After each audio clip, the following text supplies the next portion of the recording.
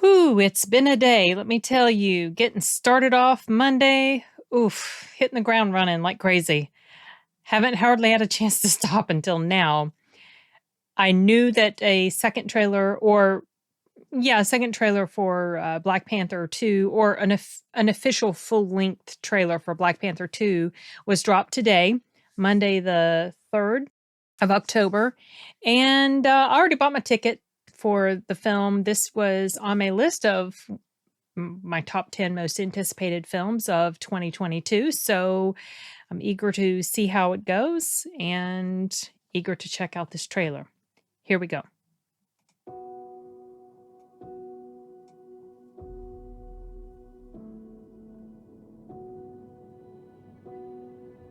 You know, it had to have been sad filming this with him gone.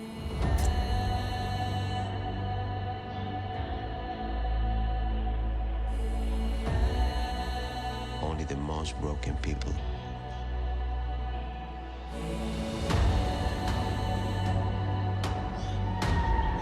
can be great leaders. I don't know that I agree with that.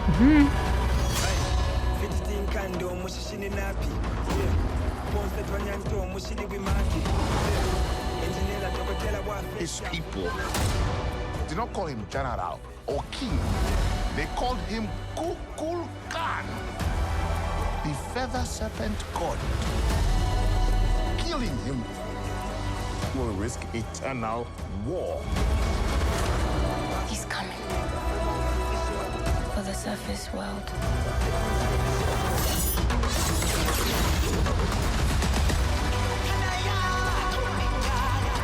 We know what you whisper. They have lost their protector. Now is our time to strike. That didn't look great. That's CGI.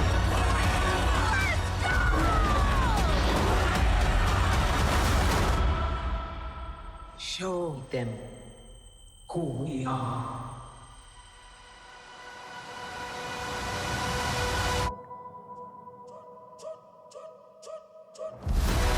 Yeah, surely that's Siri. It better be Siri.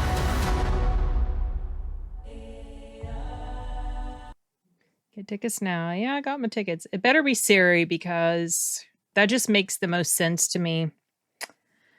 I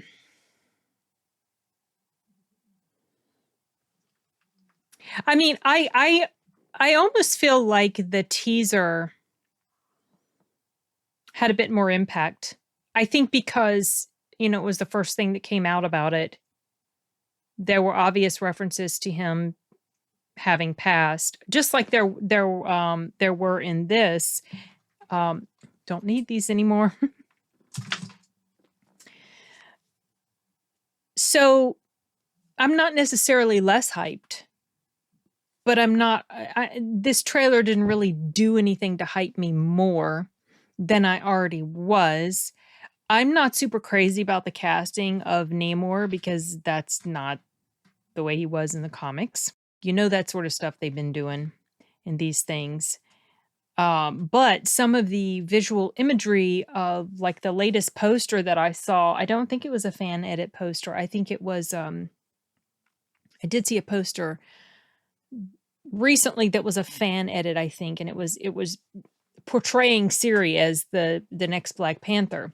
This poster that I saw, I think today, I don't think it was a fan poster. It was showing Siri and the others up top, and then under, like, a mirror image below them, upside down, was Namor and his people.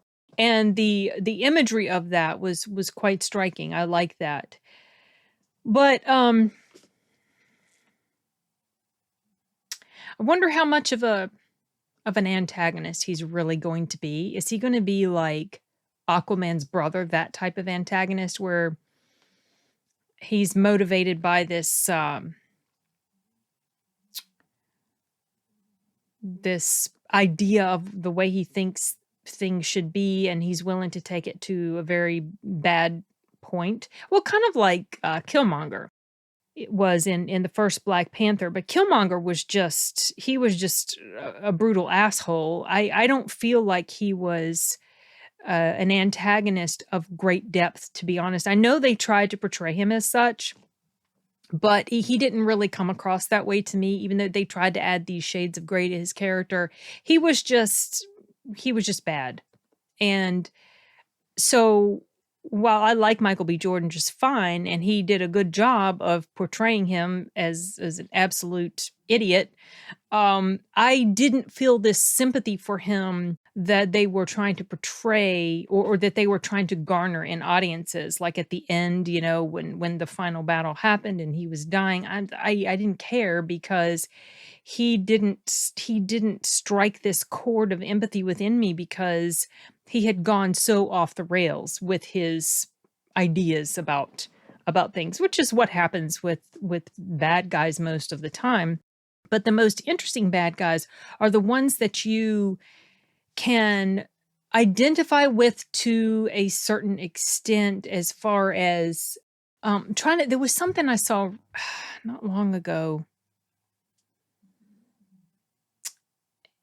and it was, dang it, I can't remember what the heck it was, but it's like when they can portray the protagonist, the bad guy.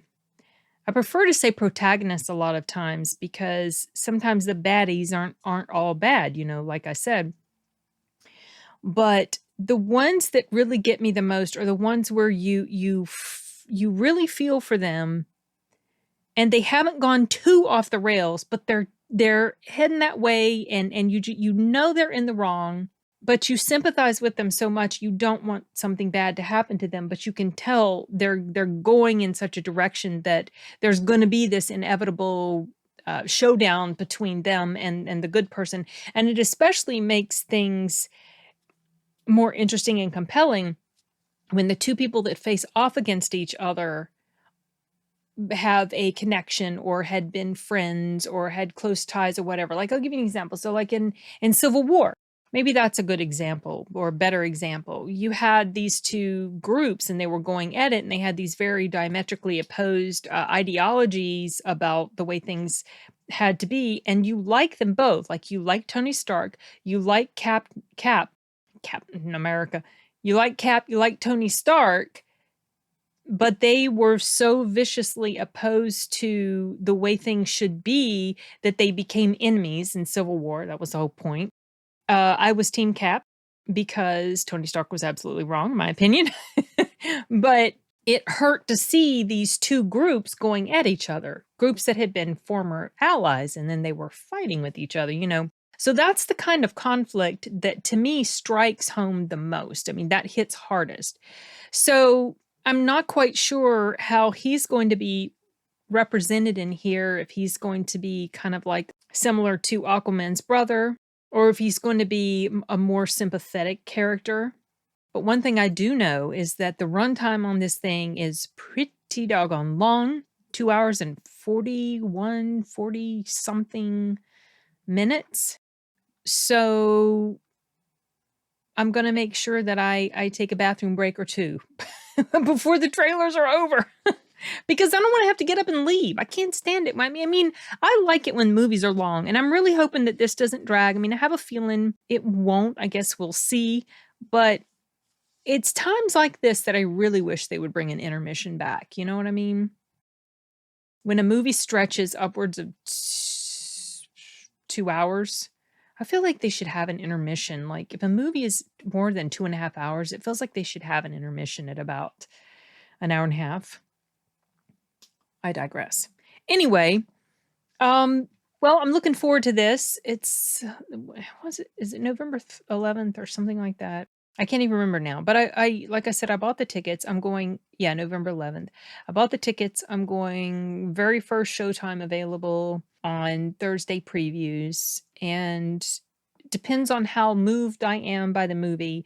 Maybe I'll do an out of the theater reaction, whether in a negative way or in a positive way. I'm hoping that they can do justice to this movie and the story, and also honor to Chadwick's character, the short amount of time he played this role, and I'm personally glad they're not trying to replace him. I never felt that he should be from the beginning. I know there are arguments to be made on the other side of that whole debate, but I've never been there. I've never been able to, just, I don't know, just didn't feel, maybe in another universe, in a whole other storyline with a completely other whatever, but within this central MCU timeline, it just didn't feel like it would fit.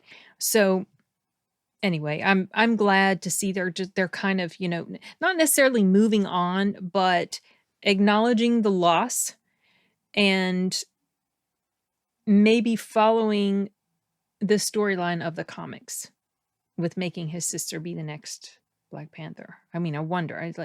I wondered if it was going to be his love interest for a little bit, but I don't know. Just, I don't know enough about his character in the comics to know that she ever was, or if she even was in the comics, but I did know that his sister was. So it just makes sense. We'll see, won't we? Okay, that's it for this one. Gonna wrap it up. See you guys later. Bye.